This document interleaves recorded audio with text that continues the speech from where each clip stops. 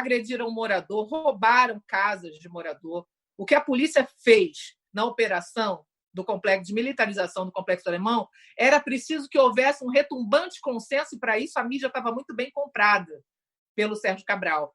E houve um silêncio ensurdecedor na época, porque não tinha ninguém para gritar. As denúncias de abuso no Complexo do Alemão, nas operações, na militarização, só foram aparecer mais de 1 ano e meio depois. Ele comprava o silêncio, inclusive dos inimigos dele, dentro da Alerj. Isso hoje está provado. Tudo que eu dizia naquela época foi provado, né? E o próprio Ministério Público pediu a minha absolvição, porque a audiência é uma palhaçada, né? Os réus em silêncio, não tinha testemunha para ouvir. Você já viu uma audiência assim, Leonardo? Eu te pergunto. Você já viu uma audiência que não tem testemunha de defesa, testemunha de acusação, o réu fica em silêncio, acabou o processo? O Ministério Público pede absolvição. É temerário. Hoje, essa promotora responderia por abuso de autoridade. Hoje ela responderia. A Valéria, essa sim deveria responder. Ela sim praticou crime. Que ano que é isso? Só para a gente ter 2010. Contextualizado? 2010. Foi o ano da operação que saquearam o Alemão. Foi no dia da operação. Decretaram a prisão exatamente por conta da importância que eu tinha política nesse sistema. Eu trabalhava dentro do Complexo do Alemão gratuitamente, denunciando violência policial. Eu participava das ações como assistente de acusação nos processos em que a polícia, o BOP, vitimava pessoas no Complexo Alemão gratuitamente. Então, era preciso que uma pessoa muito incômoda e muito influente como eu, que tem as mídias internacionais sempre ali, tem matéria nas mídias em todo mundo, New York Times, Los Angeles, documentários, era importante que alguém com meu tamanho, a minha envergadura, ficasse silenciado. Mas eles não tiveram muito sucesso, né? Porque isso durou 21 dias, né? Eu fiquei foragida 21 dias, o habeas corpus foi concedido depois de 21 dias e depois eu voltei 10 vezes pior para ser o pior pesadelo deles. E até nisso, doutora, você fala em ser silenciada e tudo mais, já declarou inclusive que seu defunto é caro. Como é viver sem medo, ou a senhora tem medo? Porque me parece que a questão não é ter medo do traficante, não é ter nada. Eu também tenho, doutora, eu tenho muito medo de barato. Mas de gente não tem, não. Porque a senhora mexe com poderosos, não com relação ao tráfico, nada, com relação a políticos, a pessoas que... Como faz para se blindar, doutora? Porque no Rio de Janeiro a gente já viu casos já, né, de pessoas apagadas, de pessoas que foram silenciadas da forma mais cruel possível.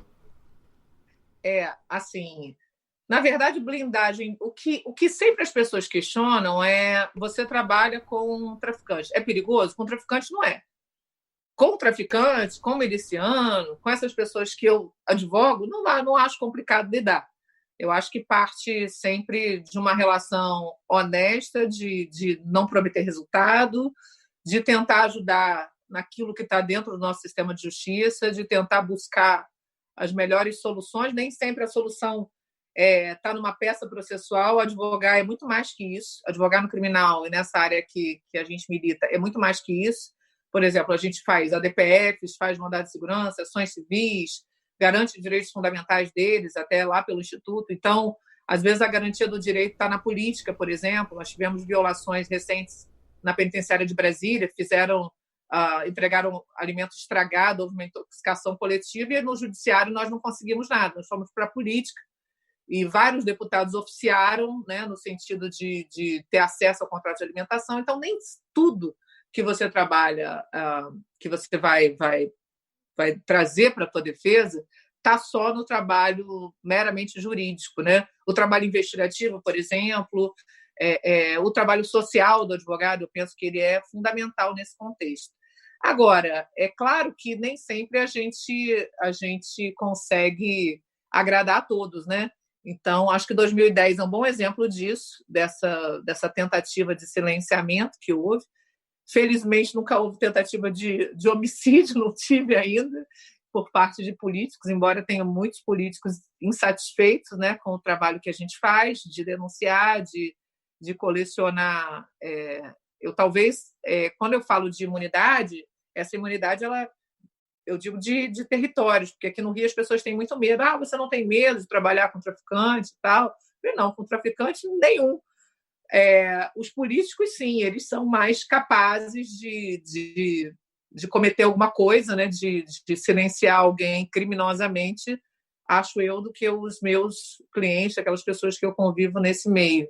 Os próprios policiais, eu não vejo também essa... Eu acho que há uma compreensão do qual é o objeto do meu trabalho, até porque, dentro do possível, a gente procura promover uma defesa sem prejudicar mesmo aqueles maus policiais que nós sabemos que cometeram atos ilícitos durante a investigação ou durante o procedimento, a gente procura também não prejudicar, saber caminhar. Agora, quanto à política, Paulo, eu não tenho essa mesma segurança, não. Porque realmente eu não tenho nenhum medo de morrer. Eu acho que lidar com isso é a minha forma pessoal, a minha forma filosófica de compreender a vida. Eu não tenho medo da morte. Acho que já vivi bastante e a hora que tiver que ir, vou numa boa. Mas eu não tenho esse medo, não. Até porque eu lido com morte o tempo todo, né? Eu trabalho com homicídio, sou advogada de júri exclusivamente, né? Além do trabalho do Instituto, o trabalho que eu faço exclusivamente, então estou lidando com isso a todo momento. Não tenho essa preocupação, não. Agora, realmente, blindagem, por exemplo, contra o Bolsonaro, eu não tenho. Contra o Bolsonaro, eu já perturbei bastante ele. Sérgio Moro, entramos com várias ações contra o Sérgio Moro, tem bastante lá. A gente está só esperando que o Aras faça parte dele, né, também. Vamos esperar, né? Se a primeira vaguinha do Supremo sair aí sem que ele seja um dos escolhidos, pode ser que a gente tenha a chance, né? Em setembro saberemos se o Aras vai continuar com essa política ou não, né?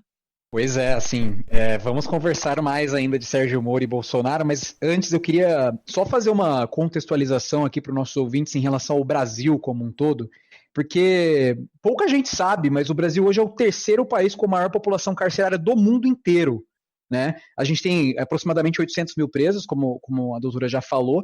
Dentre esses, aproximadamente 62% são pretos ou pardos, né? E a gente só perde para os Estados Unidos, que é a maior população carcerária do mundo, que hoje tem aproximadamente 2 milhões e 200 mil presos, e para a China, que é o país mais populoso do mundo, inclusive muito mais que os Estados Unidos e muito mais que o Brasil, que tem aproximadamente 1 milhão e 700 milhões de pessoas presas.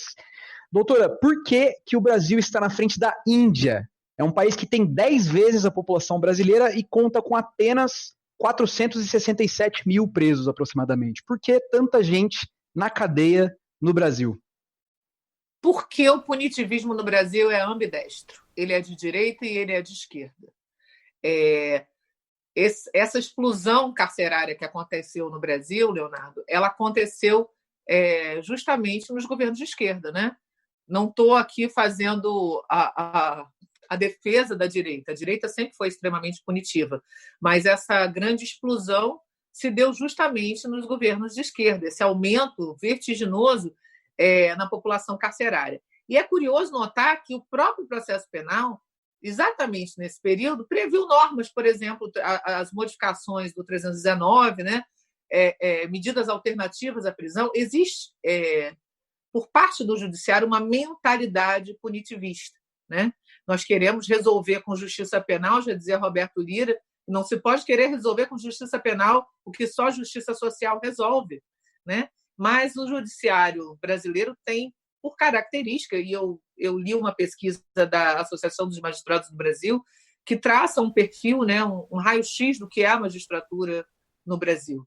Se a gente pensar que desses 800 mil presos, 40% desses presos são presos provisórios, se a gente pensar também, Leonardo, que, por exemplo, no Rio de Janeiro, 37%, isso é o dado oficial da Defensoria, dos presos levados à audiência de custódia que não são liberados, ao final da ação penal são liberados. Então, a prisão deles foi absolutamente desnecessária. Ou são liberados porque foram absolvidos ou porque tiveram uma pena que não a privativa de liberdade, o que mostra que a mentalidade punitiva mantém no sistema pessoas que não precisariam estar lá. E é por isso que esses números eles não me assustam no momento em que nós lidamos diariamente com uma mentalidade do judiciário punitivo. A gente aprende lá na graduação que há a prisão ela é a última alternativa, né? Ela deve ser, mas há uma dificuldade do magistrado. Quem é esse magistrado? Qual é o perfil desse magistrado? De onde ele vem, né?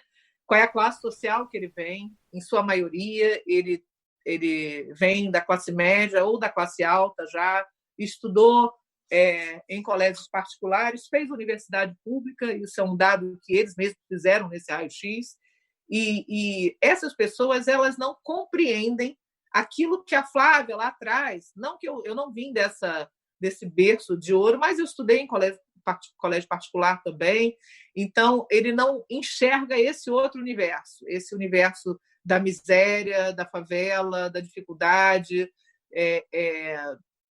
de lidar com falta de saneamento. Eu conversando com os meus clientes mesmo, que se tornaram lideranças nas suas comunidades, né? A história deles é sempre muito parecida, né? E quando eu vou fazer júri, vou contar, eu sempre conto a história do réu, né? Em regra, eles ficam calados, então eu sempre digo, olha, no seu silêncio, ele me concedeu o direito, né? O dever de ser a tua voz, de ser a voz dele.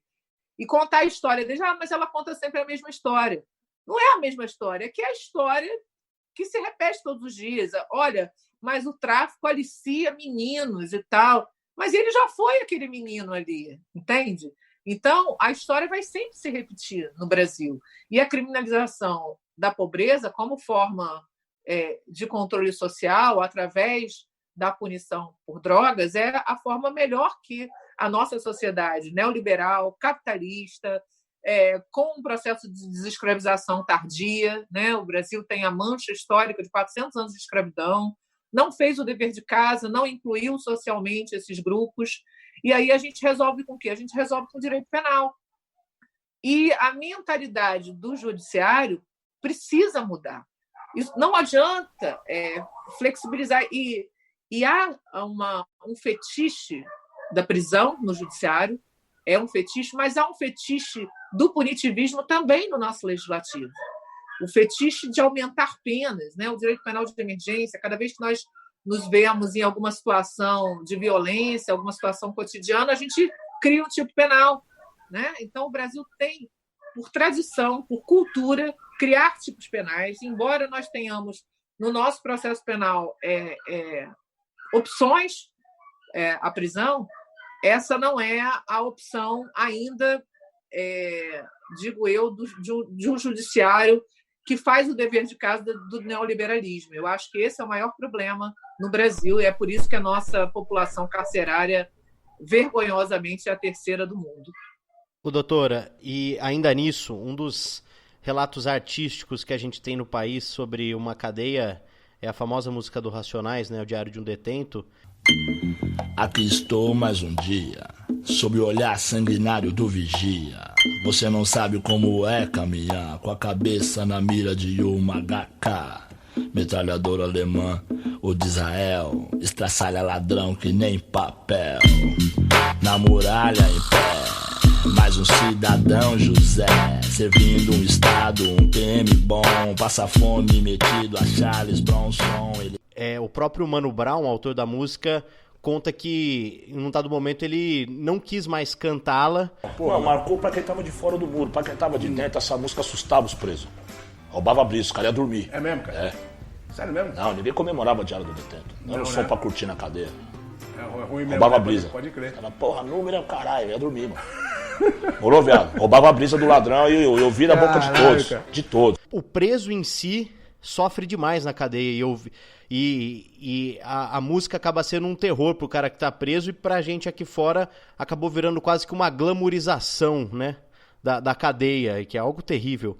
A vida do preso é um filme de terror, né? Acho que basicamente o cara, para sobreviver, ele tem que vender a alma pro diabo ali dentro e acaba muitas vezes tendo de fazer parte ali e às vezes o que ele não sabia do crime ele aprende dentro da cadeia por questão de sobrevivência, né? Sim, sem dúvida. Assim, quando você pensa que as penas são altas, o sujeito chega na prisão, por exemplo, que cometeu um delito contra o patrimônio. Então, ele não tem. Se ele cometeu aquele delito, muitas vezes por dificuldade financeira, porque a família estava passando privações, essa situação não vai mudar com a prisão dele, né? a despeito dos Minions que falam que o cara vai ganhar 1.700 de auxílio reclusão, né? Aliás, eles prestam esse desserviço que está bem